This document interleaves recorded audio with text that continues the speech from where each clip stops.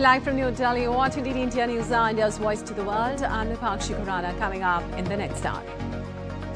Prime Minister Narendra Modi reiterates his government's stated policy that talks and terror cannot go hand in hand. Says Operation Sindoor now new normal in India's fight against terror. Consensus reached on restoring peace in DGMO-level talks between India and Pakistan. Both sides to consider immediate measures while life limping back to normalcy at border towns of India. Hamas releases last living U.S. Israeli hostage Eden Alexander in effort to reach ceasefire in Gaza. U.S. President Trump is on a historic tour of Gulf nations, reaches Saudi Arabia, talks on oil trade and Russia-Ukraine crisis on the table. Iran warns Europeans of irreversible consequences after U.S. announces new sanctions over its nuclear program.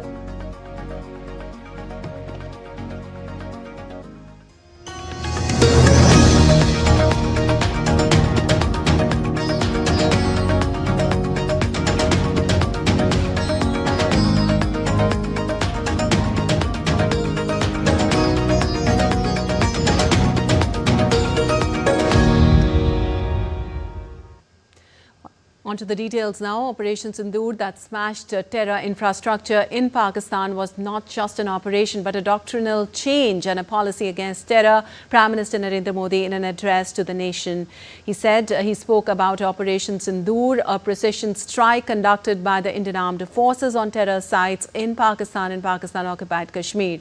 The strikes were carried out after the Pahalgam terrorist attack, which claimed the lives of 26 people.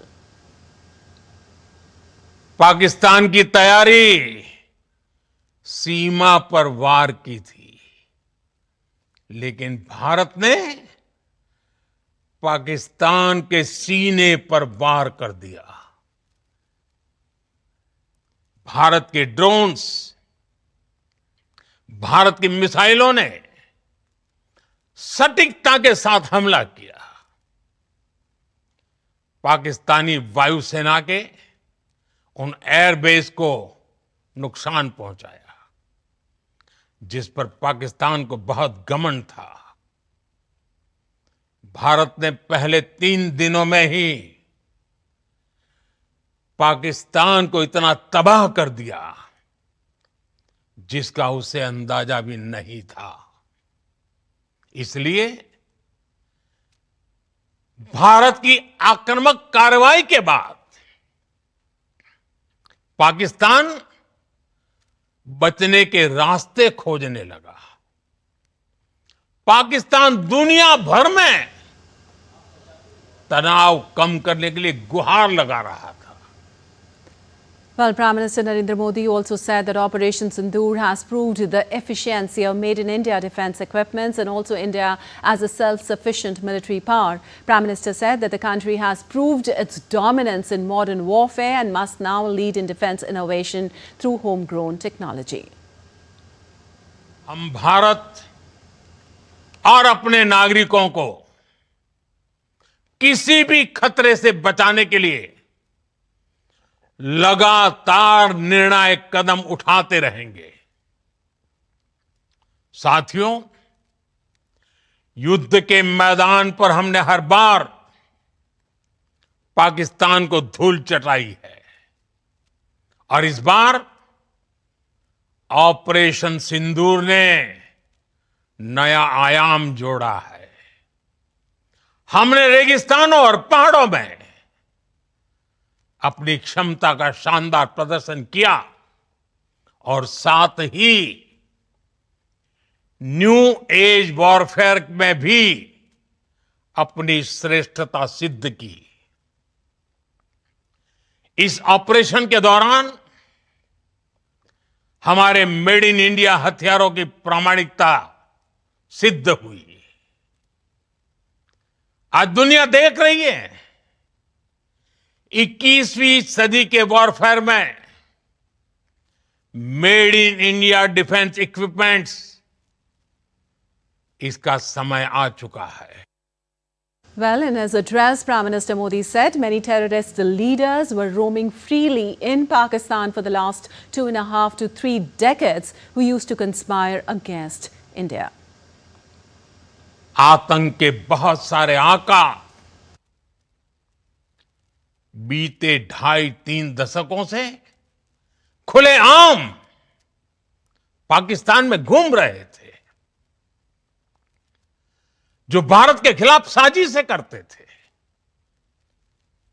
उन्हें भारत ने एक झटके में खत्म कर दिया। साथियों, भारत की इस कार्रवाई से पाकिस्तान घोर निराशा में गिर गया था, हताशा में गिर गया था, बौखला गया था। और इसी बौखलाहट में उसने एक और दुस्साहस किया। आतंक पर भारत की कार्रवाई का साथ देने के बजाय पाकिस्तान ने भारत पर ही हमला करना शुरू कर दिया। Well, Prime Minister Modi in his address also saluted the valor of the Indian armed forces, intelligence agencies and scientists involved in Operation Sindoor. हम सभी ने बीते दिनों में देश का सामर्थ्य और उसका संयम दोनों देखा है। मैं सबसे पहले भारत की पराक्रमी सेनाओं को, सशस्त्र बलों को, हमारी खुफिया एजेंसियों को, हमारे वैज्ञानिकों को, हर भारतवासी की तरफ से सैल्यूट करता हूं। हमारे वीर सैनिकों ने ऑपरेशन सिंदूर के लक्ष्यों की प्राप्ति के लिए असीम शौर्य का प्रदर्शन किया।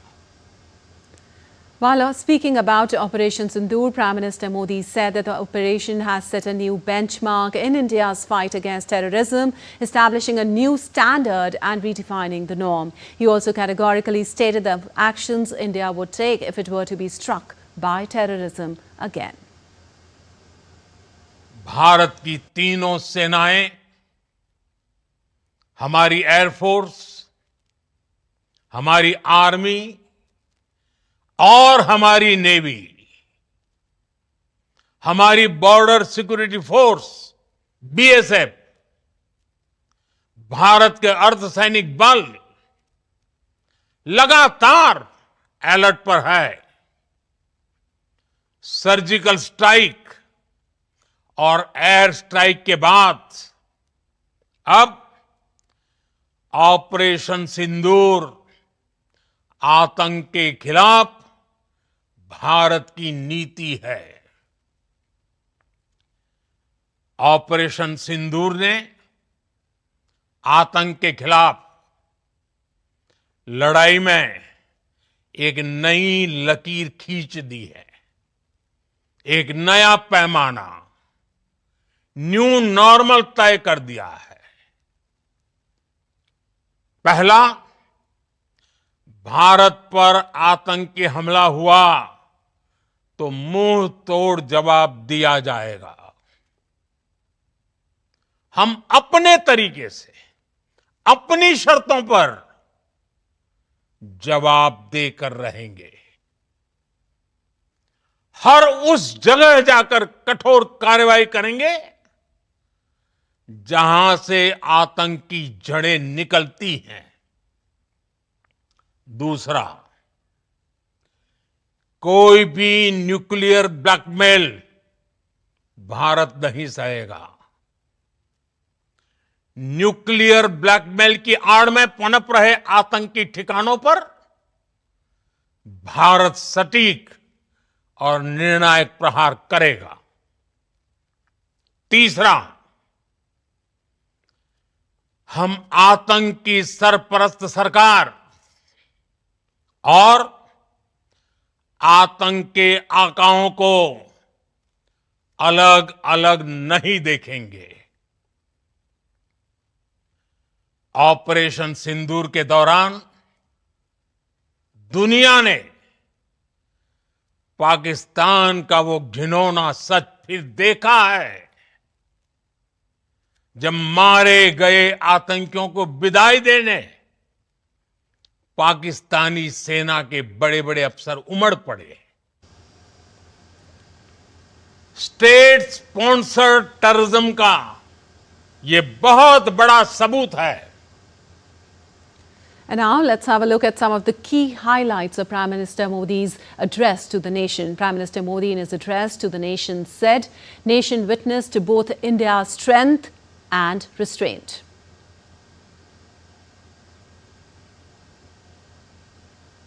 He said Operation Sindoor added a new dimension to nation's military prowess. He also said unity is India's greatest strength in the fight against all forms of terrorism. He mentioned this era is not one of war, it cannot be one of terrorism either. Also, zero tolerance against terrorism is the guarantee of a better and safer world, he said. He said Pahalgam terror attack is a vile attempt to fracture the nation's harmony. Also, entire nation stood united in demanding strong action against terrorism. He mentioned government gave armed forces full freedom to eliminate the terrorist. He also said Operation Sindoor is a reflection of emotions of millions of Indians. He mentioned Operation Sindoor is an unwavering pledge to justice. He also said precise strikes on terrorist hideouts and training centers in Pakistan. India's strikes shattered not only their infrastructure but also their morale, he said. He mentioned India had eliminated the headquarters of terror. Also, he said operation resulted in elimination of over 100 dangerous terrorists. Also, those who orchestrated threats against India swiftly neutralized, he mentioned. Also, India's precise and forceful strikes had left Pakistan in deep frustration. Also, the Indian drones and missiles were executed at highly accurate strikes. And Pakistan suffered destruction far beyond its infrastructure.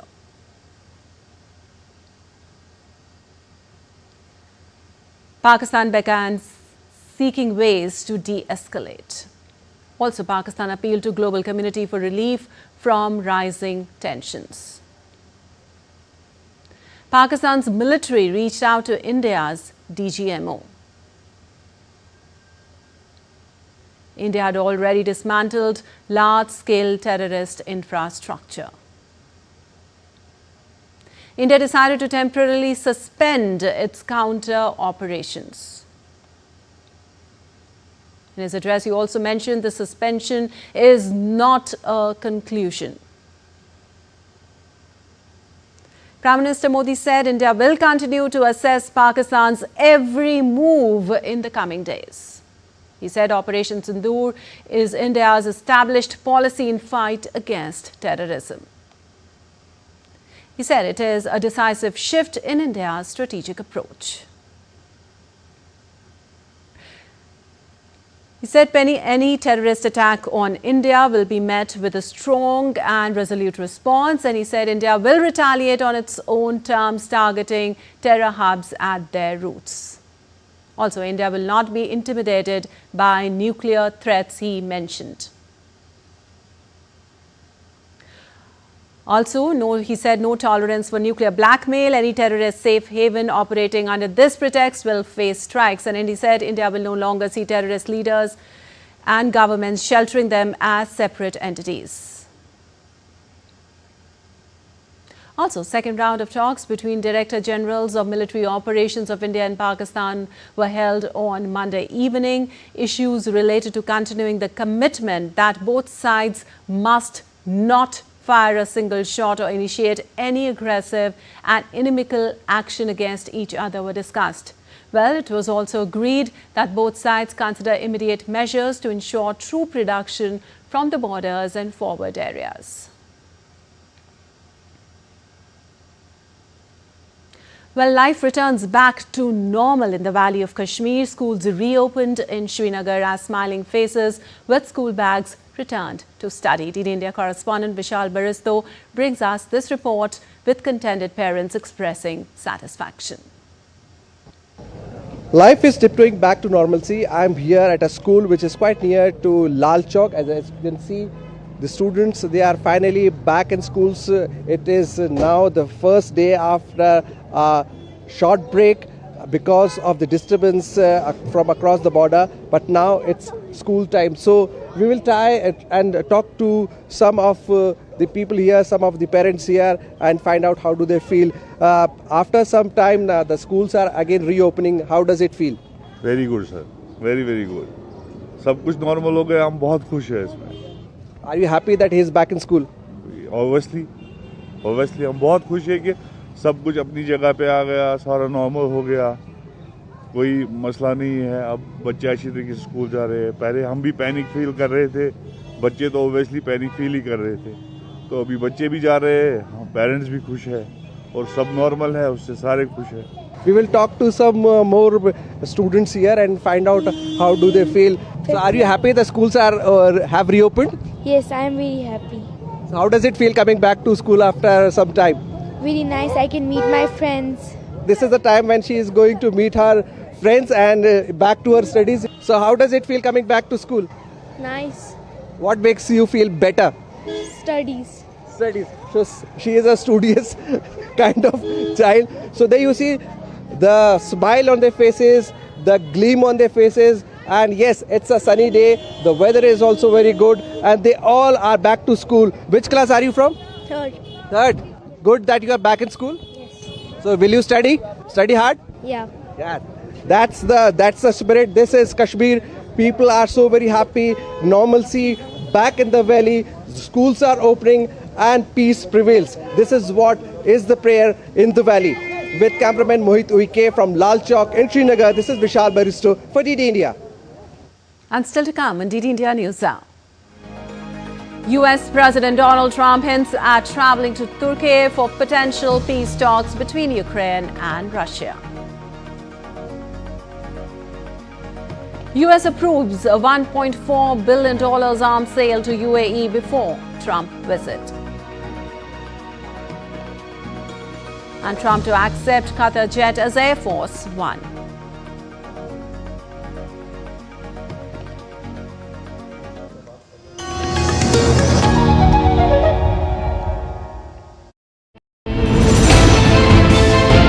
Geopolitics and trade deals. Economic challenges amid development. Hard work and the path to prosperity. It's the economy always. Between walkers, money is what money does and says. Supply creates its own demand. Between the bulls pulls and bears tears. When supply chains globalization and India rises to the podium. We'll get you centered with the economic brief at 8 p.m. every Thursday on DD India.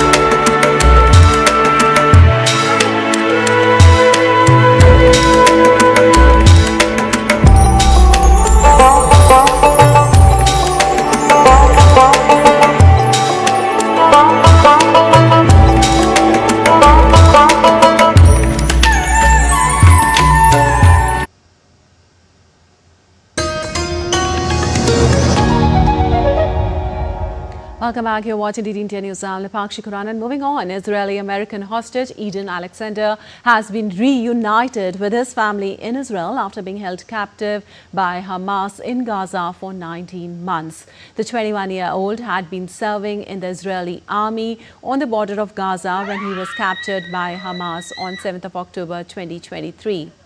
Alexander was the last living hostage in Gaza with American citizenship. He's also the first hostage to be freed by Hamas since Israel restarted its military offensive on 18th of March after a 2-month ceasefire came to an end. Alexander was freed during a brief pause in fighting in Gaza, but there was no deal on a wider truce or hostage releases as monitors warned of famine in the devastated enclave. Tears of joy as the released Israeli-American hostage Eden Alexander reunited with his family and friends. An Israeli Prime Minister Benjamin Netanyahu hails the return of the U.S. Israeli captive, saying the return of Israeli hostage Eden Alexander was a very emotional moment. Netanyahu thanked the diplomatic efforts of Trump and stated Israel's military pressure and Trump's political pressure were a winning formula. This is a very emotional moment. Eden Alexander has returned home. We embrace him and his family. This was achieved thanks to our military pressure and the diplomatic pressure exerted by President Trump. This combination is a winning formula. I spoke today with President Trump. He told me I'm committed to Israel. I'm committed to continuing to work in close coordination with you to achieve all our war objectives, to release all the hostages and to defeat Hamas. These goals go hand in hand. They are interconnected. Well, United Nations Secretary General Antonio Guterres welcomed the release of Israeli-American hostage Eden Alexander. The UN chief, in a statement read by U.S. spokesperson, called for an immediate, permanent ceasefire and unconditional release of all the remaining hostages. The Secretary General is profoundly relieved that Mr. Alexander has been freed and is now returning to his family after this harrowing ordeal. The Secretary General renews his urgent call for an immediate, permanent ceasefire and an immediate and unconditional release of all remaining hostages. Hostages must be treated humanely and with dignity.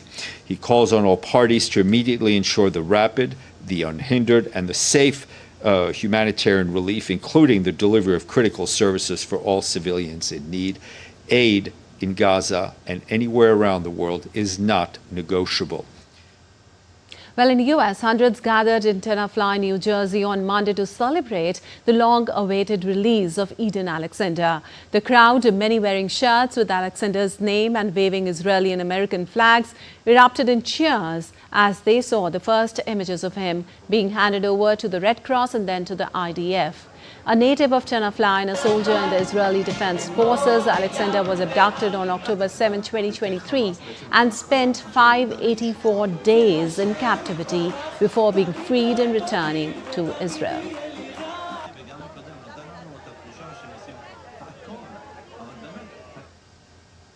Well, U.S. President Donald Trump has departed for Saudi Arabia, kicking off what he describes as a historic tour of the Gulf nations. The trip aims to blend urgent diplomatic efforts with major commercial deals across defense, energy and technology. High on the agenda are talks on the escalating Gaza crisis and growing tensions with Iran. Trump is expected to push for stronger regional cooperation to counter Iran's influence and to seek solutions to the humanitarian crisis in Gaza. In addition to Saudi Arabia, Trump will visit Qatar and the United Arab Emirates, countries pivotal to U.S. strategic interest. The tour also serves as a platform to finalize significant business agreements, potentially worth billions of dollars. Meanwhile, the U.S. State Department has authorized a $1.4 billion arms sale to the United Arab Emirates just days ahead of former President Donald Trump's visit to the Gulf. The package includes 6 CH-47F Chinook helicopters valued at $1.32 billion alongside $130 million in F-16 fighter jet components. According to U.S. officials, the deal supports American foreign policy and strengthens a strategic alliance with the UAE. The equipment is expected to bolster the UAE's capabilities in humanitarian aid, search and rescue, disaster relief and counter-terrorism operations. Also, Trump's visit to the region will include stops in Saudi Arabia, Qatar and the UAE, where discussions will focus on Iran, Gaza, diplomacy and high-value commercial partnerships, among others. Also, U.S. President Donald Trump on Monday brushed aside ethical concerns over his decision to accept a $400 million luxury jet from the Qatari royal family, calling it stupid to reject such a generous offer. The customized Boeing 747-8, intended to serve as a future Air Force One, would be among the most valuable gifts ever received by the U.S. governments. Critics, including Democrats and government ethics watchdogs, warn the move poses a serious conflict of interest. Trump said the plane would eventually be donated to his presidential library and not used for personal purposes after his presidency.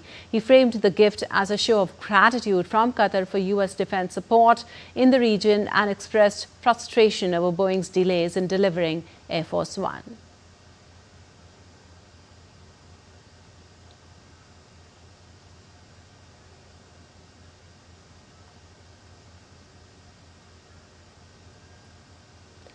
White House spokeswoman Karoline Leavitt stated legal arrangements with the Defense Department are ongoing and the administration is unconcerned about possible expectations from Qatar in return.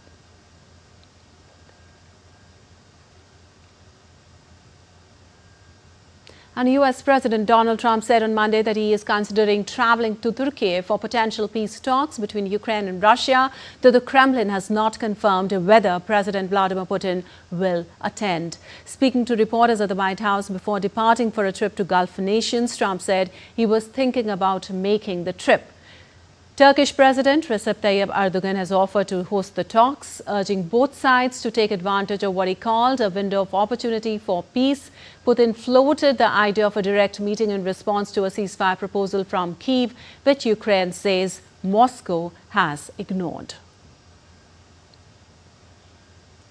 And Ukrainian President Volodymyr Zelensky said on Monday he wants U.S. counterpart Donald Trump to join peace talks with Russia in Turkey, but the Kremlin was silent about whether Russian President Vladimir Putin would attend. In his nightly video address, Zelensky said he is ready for direct and substantive negotiations with Putin.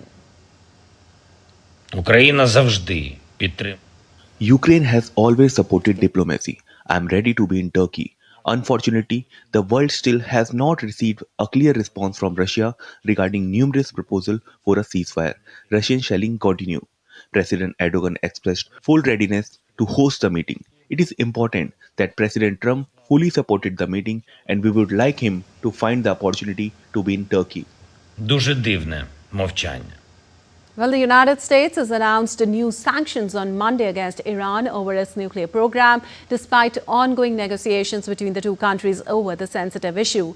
The latest sanctions target 3 Iranian citizens and an Iranian entity with links to Tehran's Organization of Defensive Innovation and Research. Secretary of State Marco Rubio said in a statement that Iran is the only country in the world without nuclear weapons that enriches uranium to 60% purity.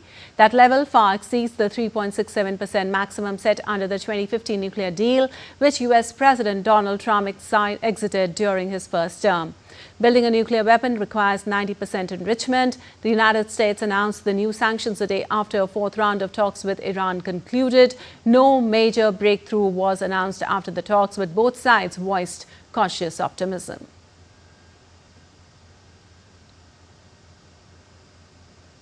And still to come in DD India News. Australian Prime Minister Albanese is sworn in for the second term after Labour landslide. In Philippines, Canlaon volcano erupts again, sends ashfall to towns. And EU extends restrictive measures against cyber attacks amid ongoing threats until 2028.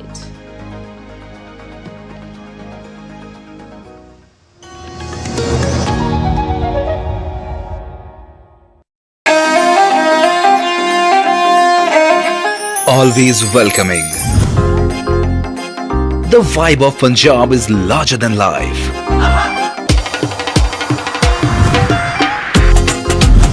Warm up to grandeur that's beyond compare.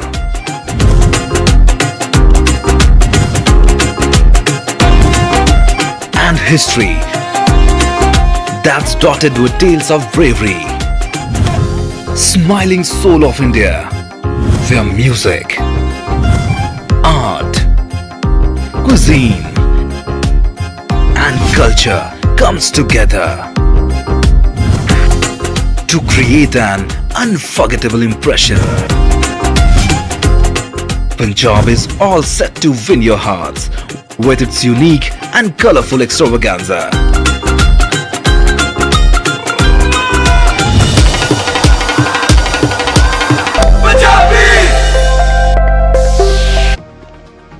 Welcome back. You're watching DD India News. I'm Lipakshi Khurana. Time now for a quick recap of the headlines. Prime Minister Narendramodi reiterates his government's stated policy that talks and terror cannot go hand in hand, says Operation Sindoor now new normal in India's fight against terror.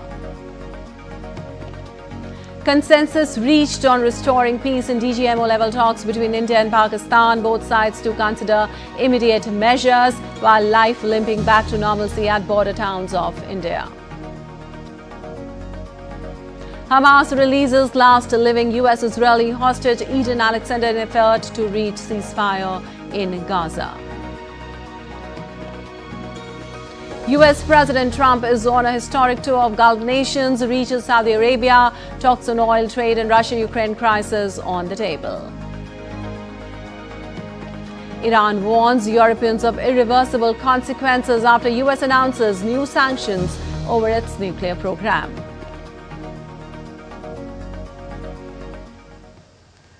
Well, the US and China have agreed to temporarily slash reciprocal tariffs as the world's two biggest economies seek to end a damaging trade war that has stoked fears of recession and roiled financial markets. Well, the US will cut extra tariffs it imposed on Chinese imports in April this year to 30% from 145%, and Chinese duties on US imports will fall to 10% from 125%. Well, the new measures are effective for the 90 days. The United States and China announced a pause on the tit-for-tat tariffs for 90 days on Monday, de-escalating the trade war that has been taking the global financial markets on a roller coaster ride, and it raised fears of a global economic downturn. The two countries, which would now trade on rates before Trump announced fresh set of high tariffs soon after he came to power. The two nations also agreed to drastically slash and rationalize the trade tariffs between the two trading partners over the next 90 days. After their first talks since US President Donald Trump launched his trade war, the world's two biggest economies agreed in a joint statement to bring their triple-digit tariffs down to two figures and continue negotiations. As per the deal, the United States will cut extra tariffs it imposed on Chinese imports in April this year to 30% from 145%, and Chinese duties on US imports will fall to 10% from 125%. We have reached an agreement on a 90-day pause and substantially moves down the tariff levels. Both sides on the reciprocal tariffs will move their tariffs down 115%. We had very robust discussions. Both sides showed great respect. Trump had imposed duties of 145% on imports from China last month, compared to 10% for other countries in the global tariff blitz he launched. Beijing hit back with duties of 125% on US goods. In their joint statement, the two sides agreed to establish a mechanism to continue discussions about economic and trade relations. Chinese Vice Premier He Lifang said that the world's two biggest economies need to find ways to properly resolve issues through equal-footed dialogue and consultation. The world's two biggest economies need to find way to properly resolve issues through equal-footed dialogues and consultation.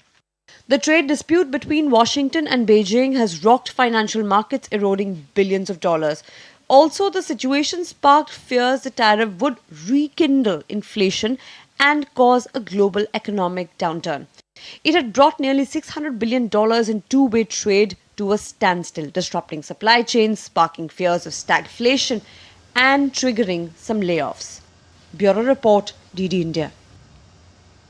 And U.S. President Donald Trump said he expects to speak to China's President Xi at the end of the week after an agreement to reduce tit-for-tat tariffs. The talks in Geneva were very friendly. The relationship is very good. We're not looking to hurt China. China was being hurt very badly.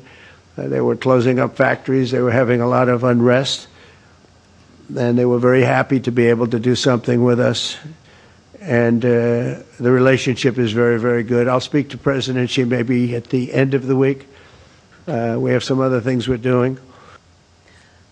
Well, also, U.S. President Trump on Monday signed an executive order asking drug makers to voluntarily reduce the prices of key medicines in the United States. The order gives drug makers price targets in the next 30 days and will take further action to lower prices if those companies do not make significant progress towards these goals within 6 months of the order being signed.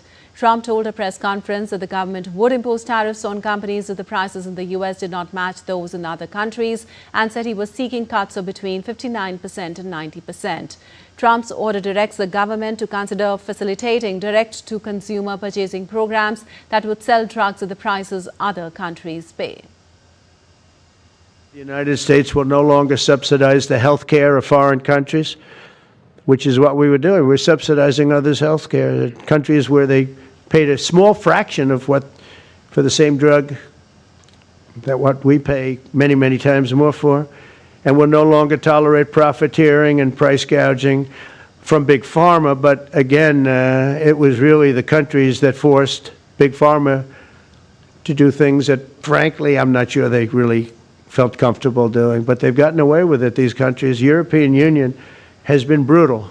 Well, Australian Prime Minister Anthony Albanese has been sworn in for the second term following a sweeping electoral victory that delivered the largest centre-left Labour government since Australia's federation in 1901. Post his win on Tuesday, Albanese credited the win to voter frustration over global instability, including fallout from U.S. President Donald Trump's policies. Labour secured at least 92 of 150 seats in the House of Representatives, with final results still pending. Key cabinet roles such as Treasurer, Defence and Foreign Affairs remain unchanged, while new appointments include Michelle Rowland as Attorney General and Tanya Bilbersic as Social Services Minister.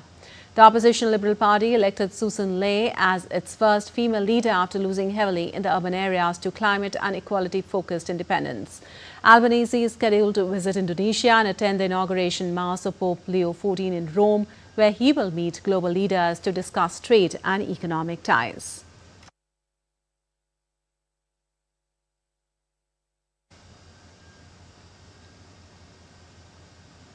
Well, the United Nations has issued an urgent call for de-escalation following intense armed clashes that broke out in Libya's capital, Tripoli. The UN support mission in Libya expressed a deep concern over the deteriorating security situation, stating it was alarmed by the unfolding security situation in Tripoli, with intense fighting with heavy weaponry in densely populated civilian areas. In a statement early on Tuesday, the UN support mission in Libya said it was alarmed by the unfolding security situation in Tripoli, with intense fighting with heavy weaponry in densely populated civilian areas. Well, the top diplomats from Kenya and the Dominican Republic met in Santo Domingo on Monday and called on the international community to fulfill and expand its promised funding for the UN-backed security mission in neighboring Haiti. Dominican Foreign Minister Roberto Alvarez and his Kenyan counterpart Musalia Mudavadi warned that the multinational security support mission in Haiti is struggling to fight the country's worsening gang violence effectively due to a lack of funding and logistical support. Both ministers urged the international community to fulfill the contributions offered and even increase them so that the mission can fully operate. Kenya deployed officers to the multinational security support mission in June 2024. The mission includes around 1,000 personnel, with approximately 75% from Kenya.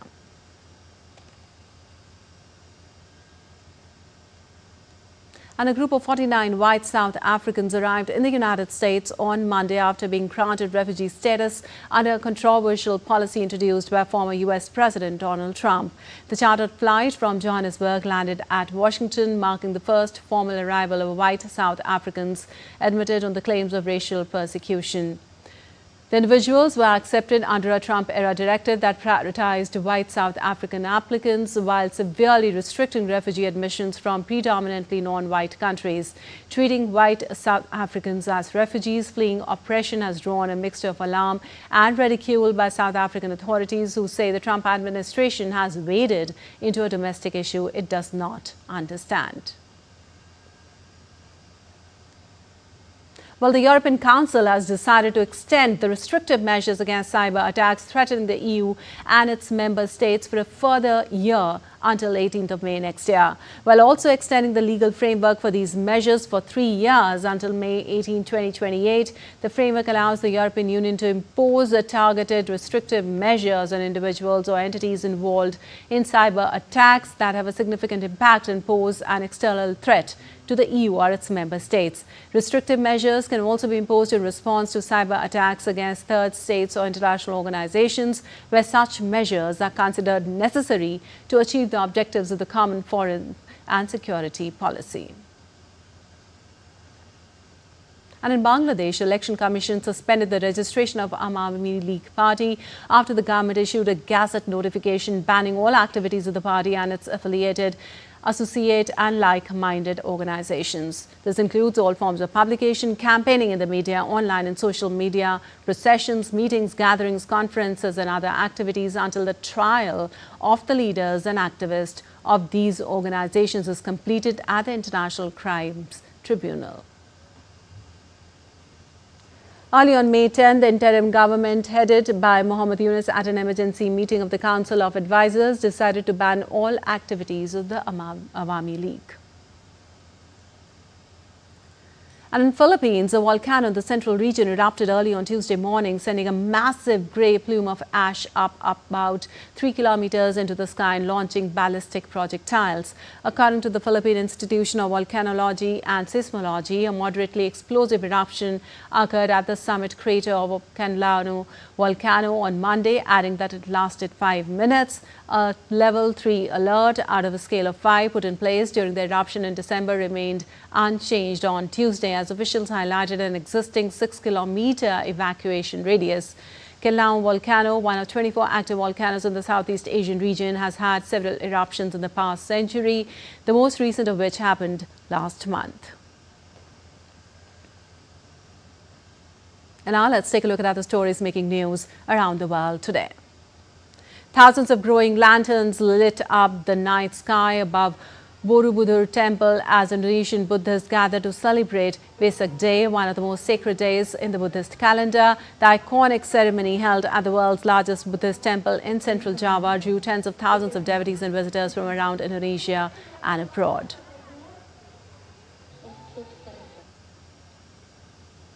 Across Sri Lanka, streets, temples came alive in a blaze of color and light as millions of Sri Lankans marked Vesak Day, most sacred day in the Buddhist calendar, commemorating the birth, enlightenment and passing of Lord Buddha.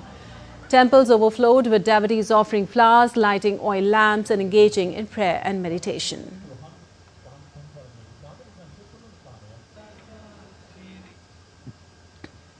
An endangered spider monkey is recovering at the Oakland Zoo after being rescued from an illegal pet situation in California. The primate, native to Central and South America, was found malnourished and living in unsuitable conditions before being safely transferred to the zoo's veterinary care facility. Experts say the spider monkey is now receiving proper nutrition, medical attention and behavioral enrichment. A groundbreaking development in climate-friendly cooling is underway in the UK, where scientists are working on a new solid refrigerant that could transform the air conditioning and heating industry. Developed by Barocal, a Cambridge-based startup, the soft, waxy material doesn't rely on harmful greenhouse gases like traditional refrigerants. Instead, it uses solid-state material that absorb and release heat when compressed, all without leaking or polluting the atmosphere. And still to come on DD India News Hour. UK government's AI data plans hit roadblock as Lords back content creators' right. Global stocks soar as US and China agree to 90-day tariff truce, easing trade war tensions.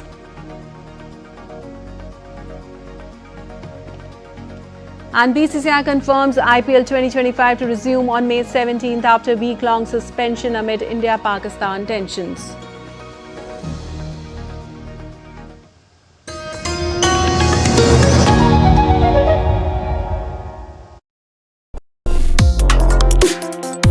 Complex issues, hidden agendas, twists and turns, strategic games.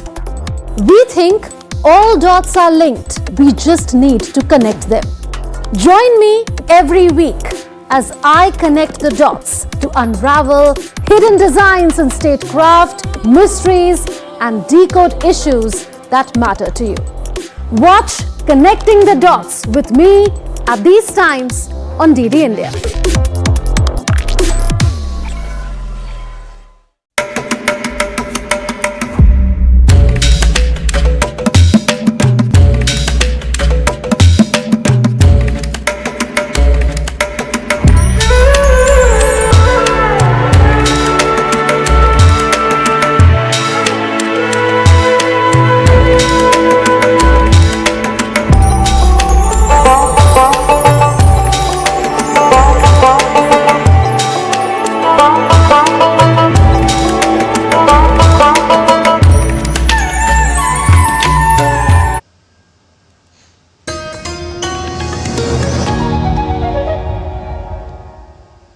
Welcome back. You're watching DD India News. I'm Lipakshi Kuran. On to some business news now. Global financial markets are rallying after the US and China agreed to a 90-day trade truce, signaling a major step towards easing global tensions. Stocks surged with Hong Kong's Hang Seng Index soaring 3%, while Wall Street posted strong gains. Nasdaq jumped 4.4%, the S&P 500 rose 3.3%, and the Dow closed up 2.8%. In Europe, Paris CAC 40 led with a 1.4% rise, boosted by a 7% surge in luxury goods giant LVMH. Oil prices climbed with Brent crude up 1.6% and WTI gaining 3.2%. The US dollar strengthened against major currencies, reflecting renewed investor confidence. The rally followed successful negotiations in Geneva, where the US agreed to reduce tariffs on Chinese goods to 30%, with China cutting its levies to 10% for 90 days starting May 14th. Analysts welcomed the de-escalation but warned of continued volatility, with markets still vulnerable to setbacks in trade talks and upcoming US economic data on inflation and retail sales. And Wall Street's three major indexes rallied sharply on Monday, with S&P 500 hitting its highest level since early March as a US-China agreement to temporarily slash tariffs brought some hopes for the easing of a global trade war, which US President Donald Trump ignited in early April. Investors showed some relief by favoring riskier assets and turning away from more defensive bets, but they were still left waiting for clarity on where tariffs would ultimately settle. The S&P 500 gained 184.28 points, while the Nasdaq Composite gained 779.43 points. The Dow Jones Industrial Average rose 1,160.72 points. Well, the British government suffered a setback to its plans to make it easier for AI companies to access data as the House of Lords backed more protection for content creators on Monday. The Labour government under Prime Minister Keir Starmer wants to introduce a copyright exception for commercial generative AI training with its data. Under the proposed law, companies developing AI models would not need permission from creatives to access certain content, a plan that has provoked a fierce backlash in the cultural sector. More than 400 artists and other creatives have signed an open letter calling for the plans to be scrapped. Starmer in January unveiled an action plan to make the UK the world leader in artificial intelligence and spark Britain's flagging economy, promising flexible regulations. The bill will now be sent back to the House of Commons, the lower house of Parliament, for further debate. While you're watching DD India News, our time now for some sports news. The Board of Cricket for Control in India on Monday announced that Indian Premier League 2025 will resume on May 17th after a week-long suspension due to the escalating conflict between India and Pakistan. The BCCI has announced the revised schedule. The IPL Governing Council took the decision to suspend the tournament last Friday after consulting both franchises and players. The IPL still has 12 group matches left, which will be played in the cities of Bengaluru, Jaipur, Delhi, Lucknow, Mumbai and Ahmedabad. The league will restart on Saturday with Kolkata Knight Riders locking horns with Royal Challengers Bangalore, with the final to take place on the 3rd of June.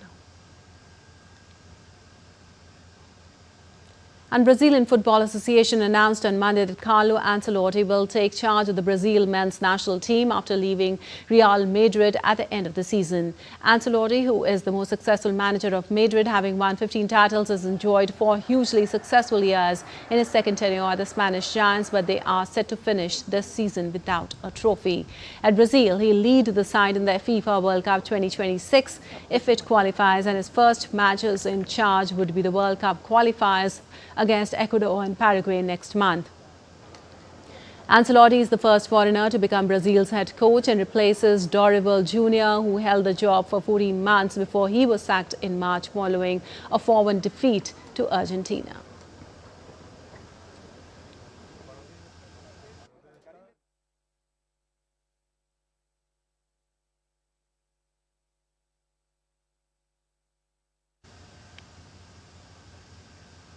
And Real Madrid forward Vinicius Jr. and defender Lucas Vazquez are set to miss the club's final La Liga matches of the season with injuries. Vinicius has been diagnosed with an ankle sprain, while Vazquez has a high thigh injury, with reports stating that they may not return until the Club World Cup. Reigning champion Madrid lost against La Liga leader Barcelona on Sunday to fall 7 points behind the Catalans with 3 matches remaining, virtually ensuring it will finish the season without a major trophy. And on to some Italian Open news now. World number 1 Jannik Sinner kept up his winning return to tennis as a 6-4, 6-2 victory over Jesper de Jong carried him through to the last 16 of the Italian Open. Sinner is into last 16 of his first tournament since he won his 3rd Grand Slam title at the Australian Open in January.